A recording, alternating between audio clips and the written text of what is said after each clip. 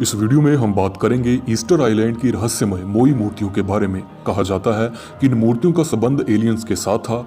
Easter island प्रशांत महासागर में स्थित है। इस रहस्यमय द्वीप पर कई बेहद ही प्राचीन मूर्तियां हैं। इन मूर्तियों को कौन बनाया था और कैसे बनाया था, ये आज भी एक रहस्य का विषय है।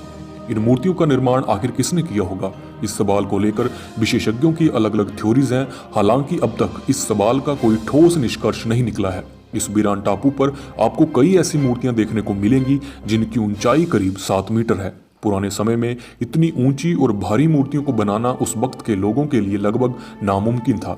इन्हीं सवालों का पता लगाने के लिए रिसर्चर्स इस वीरान टापू पर लंबे समय से मूर्तियों का अध्ययन कर रहे हैं। आइए जानते हैं इसके रहस्य के बारे में।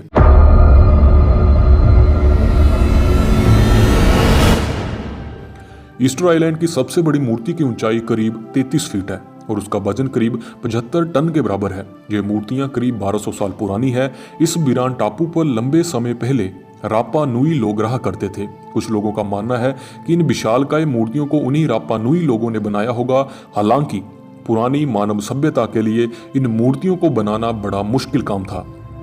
इस टापू की खोज साल 1722 में डच एडमिरल याकूब रोगेबिन द्वारा की गई थी।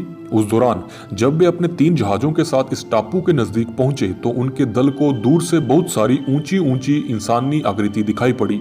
रोगेबिन और उनका दल जब जहाज से उतरकर टापू पर पहुंचा तो उन्हें पत्थरों से बनी कई विशाल मूर्तियां देखने को मिली। कई विशेषज्ञों का कहना था कि इन मूर्तियों को किसी इंसान ने नहीं बल्कि एलियंस ने बनाया था। उनके मुताबिक प्राचीन समय के लोगों के लिए इतने कठिन काम को करना लगभग नामुमकिन था। उस समय के लोगों के पास ऐसे कोई साधन नहीं थे जो इतने भारी भरकम पत्थरों को इधर से उधर ले जा सकें। इन मूर्तियों के रहस्य से हाल ही में पर्दा उठा है। मूर्तियों को किसी परग्रही लोगों ने नहीं बल्कि ईस्टर आइलैंड के प्राचीन आदिवासियों ने बनाया था। कुछ समय पहले यूनिवर्सिटी ऑफ मैनचेस्टर के एक डॉक्टर ईस्टर आइलैंड के एक ज्वालामुखी के पास पहुंचे तो उन्हें वहां पर अंदर छुपी हुई कई खदानें मिली। डॉक्टर ने कहा वहां पर मूर्ति को बनाने के कई अवशेषों को भी ढूंढा गया जिनमें डलवा धातु की एक 7 इंच लंबी कुल्हाड़ी भी शामिल थी। ऐसे में इस निष्कर्ष पर पहुंचा गया कि इन मूर्तियों को प्राचीन समय में वहां के मूल निवासियों ने बनाया था। ये मूर्तियां रापा नुई लोगों के लिए धार्मिक अनुष्ठान का हिस्सा हुआ करती थी। तो इस वीडियो में इतना ही। आई होप आपको ये जानकारी अच्छी लगी होगी।